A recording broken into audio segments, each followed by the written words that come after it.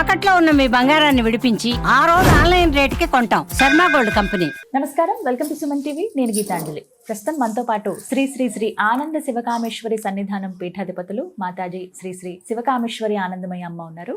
వారితో మాట్లాడదాం. అమ్మ నమస్కారం. నమస్కారం తల్లి. శ్రీమాత్రే నమః. శ్రీమాత్రే నమః. ఎలా ఉన్నారమ్మా? బాగున్నాను, మీరు ఎలా ఉన్నారు? చాలా బాగున్నాను. అమ్మవారి దయ, మీ ఆశీస్సులు. అమ్మ, పోలీస్ వర్గం ఒక కథ ఉంటుంది, అది చూసి అది విని మనం చాలా నేర్చుకోవచ్చు భక్తి పరంగా అని విన్నాను. మీ ద్వారా ఆ కథ వినాలనుకుంటున్నాను. అలాగే ఇప్పుడు అమావాస్య అయిపోయిన తెల్లారే కదమ్మా? అవును. మరి ఆ రోజున విధిగా అందరూ ఆచరించవలసింది ఏంటో కూడా వివరించండి. తప్పకుండా తెలియజేస్తాను. యాదేవి సర్వభూతేషు కాంతి రూపేణ సంస్థిత. నమస్తశ్యై నమస్తశ్యై నమస్తశ్యై నమో నమః. సుమన్ టీవీ వీక్షిస్తున్న ప్రేక్షకులందరికీ శ్రీమాత్రే నమః. పోలీస్ వర్గం అంటే ఈ నెలంతా మనం దీపారాధన చేసుకుంటాం కదమ్మా. ఈ దీపారాధన చేసుకున్న తర్వాత ఆ పోలిని, ఆ దీపాన్ని స్వర్గానికి పంపిస్తూ ఉంటారన్నమాట. దాన్నే పోలీస్ స్వర్గం అంటారు. ఆ రోజు నదీ స్నానం చాలా శ్రేష్టం. నదిలో స్నానం చేసి చాలా మంది నదిలోనే దీపాలు వదిలేస్తూ ఉంటారు. ఇది లేదా తులసమ్మ దగ్గర పూజ చేసుకుని ఆ పోలి పూజ చేసుకుని ఆ అరటి డప్పులో దీపాలు పెట్టి ఆ కథ చదువుకుని నీళ్లు పెట్టి నీళ్ళల్లో వదిలేస్తూ ఉంటారు. ఆ రోజుతో మన నెలంతా దీపారాధన చేస్తాం కదా, ఆ రోజుతో ఇంకా అయిపోయింది అని చెప్పడమే ఈ పోలీస్ స్వర్గం అన్నమాట. దీనికి ఒక చిన్న కథ కూడా ఉంటుంది. ఒక అత్తగారికి 5 కోడళ్ళు ఉంటారు. ఆఖరి కోడలు పోలమ్మ. ఆవిడ చాలా భక్తురాలు అనమాట. పెళ్లి కాకముందు చాలా భక్తిగా చాలా అర్చనవి చేసుకుంటూ ఉండేది. వివాహం అయిన తర్వాత అత్తగారు కూడా పూజలు అవి బాగానే చేస్తుంటే కోడలు తనకన్నా భక్తురాలని చెప్పి పూజలు అవన్నీ మానిపించేస్తుంది. ఏమీ చేయనీకపోయేసరికి ఇంట్లోనే ఉంచుతుంది. పెళ్లి కాకముందు తన భక్తి, తన అర్చన అంతా కూడా పాపం ఏమి చేసుకోవడానికి ఉండదు. ఈవిడేం చేస్తుంది, 5 కోడళ్ళు కదా, మిగిలిన 4 కోడళ్ళని తీసుకుని గుడికి వెళ్ళి అన్ని పూజలు చేసుకుంటుంది. 5వ కోడలికి ఆవిడకి ఎక్కడ పేరు వచ్చేస్తుందో ఈవిడికి మహాభక్తురాలని చెప్పి ఇంటి నుంచి కదలనిచ్చేది కాదు. ఎప్పుడు చూసినా పని పని పని. ఇలా కార్తీక మాసం దీపారాధన అంతా అయిపోయిన తర్వాత ఒకరోజు పోలీస్ వర్గానికి పంపించడానికి ఈవిడ 4 కోడళ్ళని తీసుకుని గుడికి వెళ్ళిపోయి ఆఖరి కోడలికి కనీసం పూజ సామాను కూడా దొరకకుండా చేసి గుడికి వెళ్ళిపోతుంది.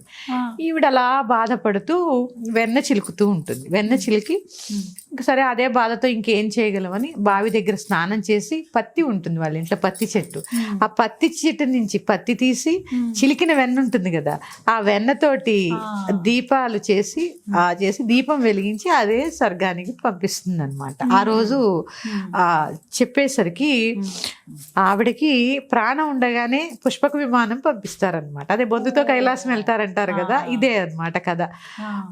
పంపించేసరికి చక్కగా ఈవిడ ఏం చేస్తుంది, శివుడు వచ్చాడని, అసలే భక్తురాలు కదా, అన్నీ త్యజించేస్తుంది, వెళ్ళిపోతూ ఉంటుంది. ఈ లోపల ఈ 4 కోడళ్ళు అత్తగారు కూడా వస్తారు.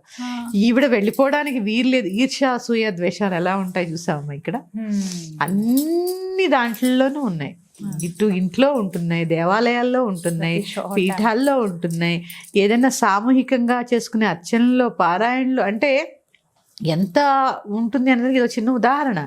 పాపం ఆవిడ వెళ్ళిపోతూ ఉంటే ఎక్కి ఆవిడ కాళ్ళు పట్టుకుని అత్తగారు వెనక్కి లాగడానికి ప్రయత్నం చేస్తే మిగిలిన 4 కోడళ్ళు కూడా అత్తగారు కాళ్ళు పట్టుకుని కిందకి, అంటే ఆవిడ కిందకి పడిపోవాలని. అప్పుడు దేవతలందరూ కూడా వీళ్ళు పనికిరారు అని చెప్పి వాళ్ళని వదిలేస్తే ఆవిడ స్వర్గానికి వెళ్ళిపోతుంది. అదే పోలీస్ వర్గానికి పంపేయడం కథ అన్నమాట. దాన్నే పోలీస్ వర్గానికి పంపిస్తాం అంటూ ఉంటారు. అలాగా మనసు ప్రధానం. ఏదైనా అదే చెప్తాను. దీంతో ఇప్పుడు ఆవిడ ఏం చేసింది, చిలికిన వెన్నతో పెట్టింది.